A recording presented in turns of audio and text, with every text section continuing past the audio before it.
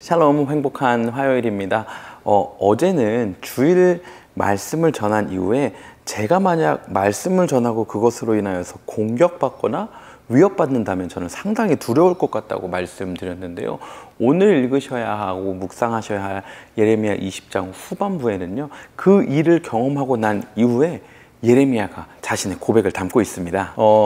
사실은요, 제가 어저께 말씀 녹화를 하고 나서 너무 믿음 없이 이야기했나? 막 내가 주일 설교 준비할지 예배 드릴지 말지 고민한다고 그러고 막 다른 강사님을 모신다고 그러고 이 교회 개척교회 이제 첫 예배 드렸으면서 믿음 약하고 너무 연약한 모습을 보였나 하는 생각이 잠깐 들었는데요. 오늘 말씀을 묵상하는데 예레미야가 다행히 저와 같은 모습이 있어서 너무 감사했습니다. 예레미야가 하나님의 권유에 의해서 하나님을 이기지 못해서 하나님의 말씀을 전하고 있다라고 이야기하고 있거든요.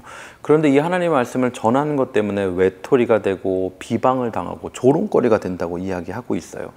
당연히 그도 그럴 것이 하나님 말씀 성전에서 전하다가 잡혀가가지고 맞고 목에 고랑 채우고 하루 있다가 풀려났는데 풀려나면서 마치 그것 때문에 화난 거나 되는 것처럼 자기를 잡아가지고 때린 바술에게 너희 가문 망할 거야, 이스라엘 망할 거야, 막 이런 얘기를 하잖아요. 물론 이게 하나님께서 주신 말씀이지만 듣는 사람들은 그게 하나님 말씀인지 알 수가 없잖아요.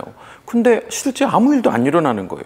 그러니까 막 비방하고 조롱하는 거죠. 뭐야, 아무 일도 안 일어나네. 너 막 그냥 네 마음에 안 좋은 말들 그냥 아무한테나 쏟아내는 거야? 종교 지도자들을 인정하고 리스펙해야지 어떻게 너 그런 태도를 취하니?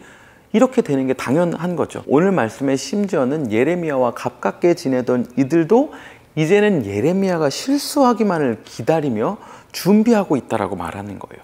그러니까 예레미야가 얼마나 고통스럽고 외로움을 느끼겠습니까? 그러니까 예레미야가 고백하는 거예요. 하나님 말씀 안전하고 싶다. 그런데 이 하나님의 말씀 내 안에 있는데, 하나님 말씀해 주셨는데 안전하려니 막 마음이 불붙는 것 같아서 견딜 수가 없다라는 거예요. 그렇다고 전하자니 내가 너무 고통스럽고 혼자 살아가는 것만 같아서 버틸 수가 없다라는 거죠. 여러분, 이게 그 바술에게 고통당한 이후에 예레미야 선지자의 솔직한 고백이었습니다. 사실 이 20장 더 후반부로 가면요, 욥의 고백처럼 예레미야가 자신의 태어난 날을 저주하기 시작합니다. 여러분, 이게 하나님의 말씀을 받은 선지자의 삶, 예레미야의 삶이었던 것입니다. 이 말씀을 묵상하면서 그럼 난 진짜 천만다행이다. 난 선지자, 선교사도 아니고 목사도 아니고 전도사도 아니고 난 정말 다행이다, 이렇게 생각하실 수 있는데요. 저는 제가 그리고 지금 오늘을 살아가고 있는 여러분이 여러분의 가정, 학교, 직장에 예레미야와 같은 선지자라고 생각합니다. 그러니까 우리가 우리 삶의 자리에서 전해야 할, 그리고 살아내야 할 하나님의 말씀과 삶이 있다라는 것입니다.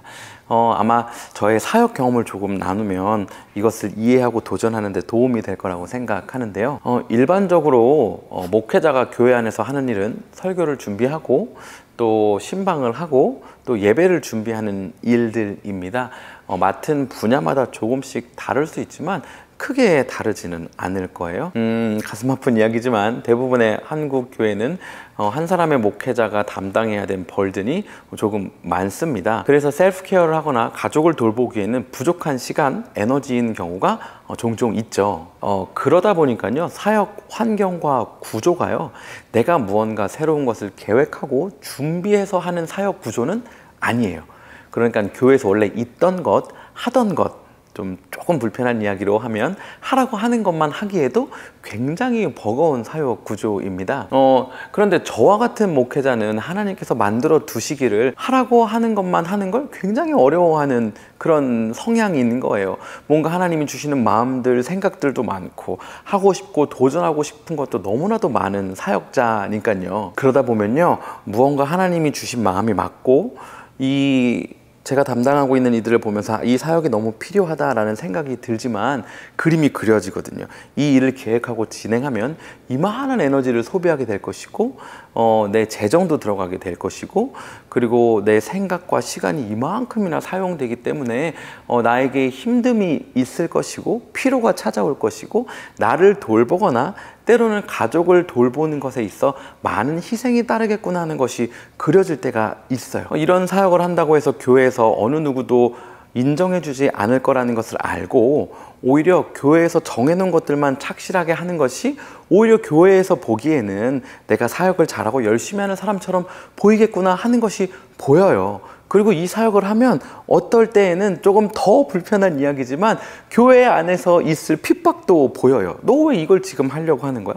우리 상황은 이런 상황인데 막 이런 그림들이 보이거든요. 그러면 제 안에 고민들이 막 일어날 때가 있어요. 아, 그냥 이거 하지 말까?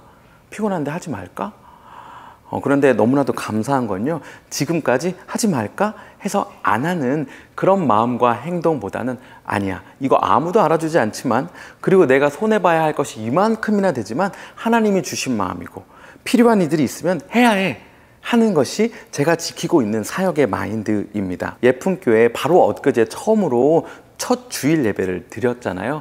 이것저것 준비할 게 정말 생각보다 많더라고요. 토요 모임도 있었고 또 매일 말씀도 여전히 있었고 또 바로 오늘부터 시작하는 예품 애프터 스쿨도 있었기 때문인데요.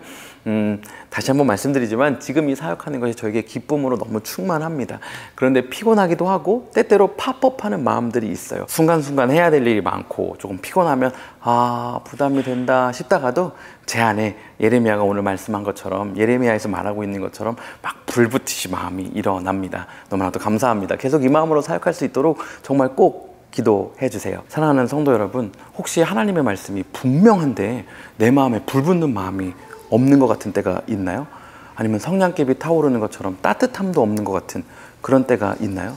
냉랭함이 가득한 때가 있나요? 그러면 우리 무언가 해야 할 때입니다. 왜냐면요, 우리는 하나님 말씀에 반응하는 그리스도인이니까요. 오늘 하루 사는 동안요, 하나님 말씀에 불붙는 그리스도인 되게 해달라고 고백하면서 하루 살면 좋겠어요. 내가 지금 혹시 그렇지 않다면 그렇게 할 수 없는 이유에 대해서 한번 좀 고민해보고 내가 이전에 하나님 말씀에 불붙었던 때를 기억하면서 사는 오늘 되기를 간절히 바랍니다. 그렇게 살 우리를 응원하며 오늘도 샬롬입니다.